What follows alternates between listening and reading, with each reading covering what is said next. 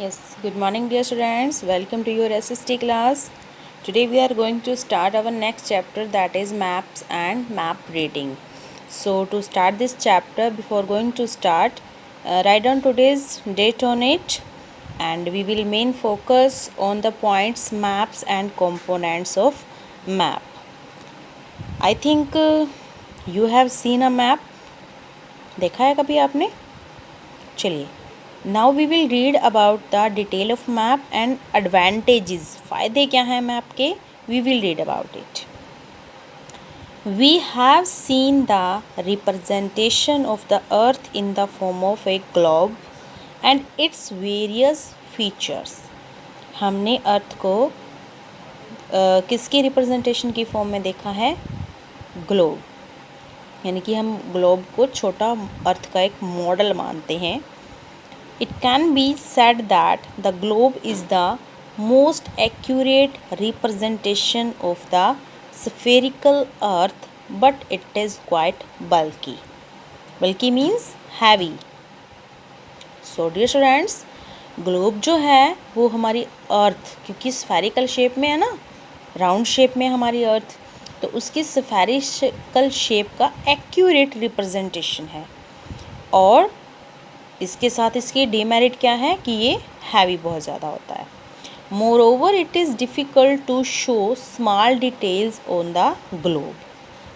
In fact the more minute detail we show on it the bulkier it will become. It means कि इस पे छोटे जो part होते हैं उनकी डिटेल अच्छे से नहीं दिखाई देती ग्लोब पर, और अगर हम छोटे पार्ट्स को बड़ा करके दिखाने के लिए या उनको पूरी डिटेल में दिखाने की कोशिश करते हैं तो हमें ग्लोब का साइज बड़ा करना पड़ेगा, जो क्या हो जाएगा? बल्कियर, उसको और भी ज़्यादा हैवी कर देगा. तो फिर हम छोटे पार्ट की रीडिंग और अंडरस्टैंडिंग के लिए क्या करें, कैसे करें? We therefore use maps in order to overcome these difficulties. Clear? Unlike the spherical globe, the map is a flat surface, usually paper. तो पता है आपको कि ग्लोब स्फेरिकल शेप में है, जहाँ एक पार्ट की रीडिंग करना, सपोज करो कि हमें इंडिया की रीडिंग करनी है, तो एक स्फेरिकल शेप में जब हमारा ग्लोब दिखता है तो उस स्फेरिकल शेप में एक इंडिया की रीडिंग कर पाना हमारे लिए इट्स टू डिफ़िकल्ट, जबकि एक फ्लैट सरफेस पे हम इसको ईजिली रीड कर पाते हैं. It is a representation of the spherical earth on a flat piece of paper. तो सबसे बड़ी एडवांटेज क्या है मैप की कि ये स्फेरिकल अर्थ यानी कि राउंड अर्थ को रिप्रेजेंट करता है किस फॉर्म में? एक फ्लैट पीस ऑफ पेपर पर, यानी कि फ्लैट फॉर्म में रिप्रेजेंट करता है. We can represent just a portion of the earth on a map. Thus, map can show details of a very small area.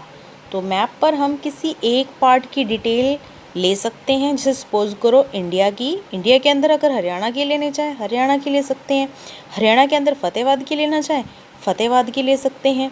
तो कोई भी एरिया हम उठा कर उसका पर्सनल मैप लेकर के उसकी इन्फॉर्मेशन डिटेल में ले सकते हैं.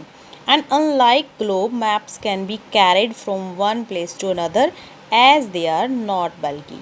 क्योंकि ये बल्की नहीं होते, हैवी नहीं होते, तो they are easy to carried from one place to another. People who make maps are called cartographer. जो लोग मैप मेक करते हैं they are called कैट्रोग्राफर.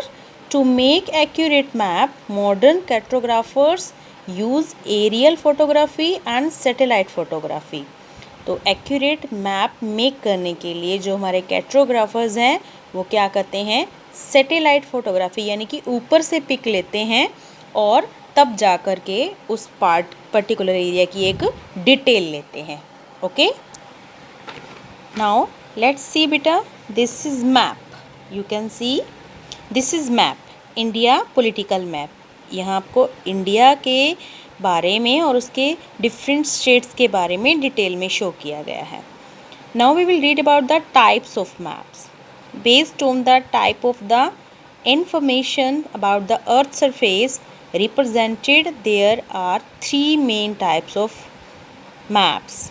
They are, अर्थ की इंफॉर्मेशन के अकॉर्डिंग हम 3 पार्ट्स में डिवाइड करते हैं मैप्स को. First one is political map. अगर हम सिर्फ हमारे कंट्री और उसके अंदर के स्टेट की बाउंड्री के बारे में जानना चाहते हैं तो वो मैप हमारा कैसा होगा? पॉलिटिकल मैप होगा. These maps show boundaries and details of countries, states, cities, etc. on the earth surface.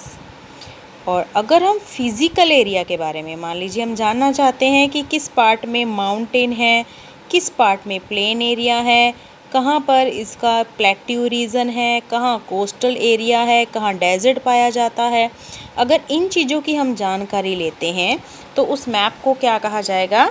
It is called physical map. Let's read it.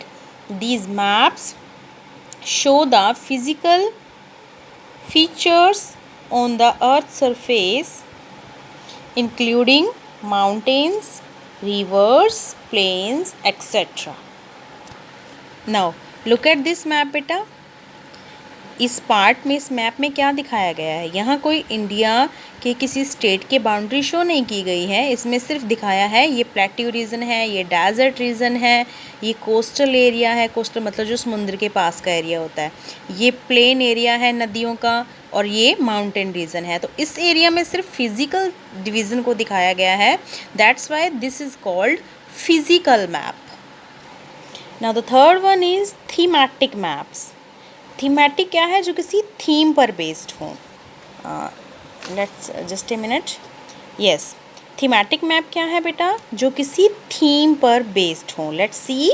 These maps provide specific information like distribution of rainfall and temperature, crops, minerals, etc. on different parts of the earth.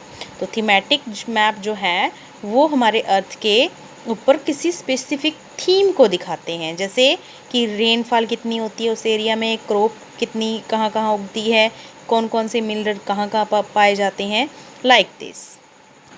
Let's have a look of thematic map. अब देखिए ध्यान से बेटा, ये India का map है जिसमें rainfall and prevailing winds, इसमें अब आपको कोई भी बाउंड्री नहीं शो हो रही है. इसमें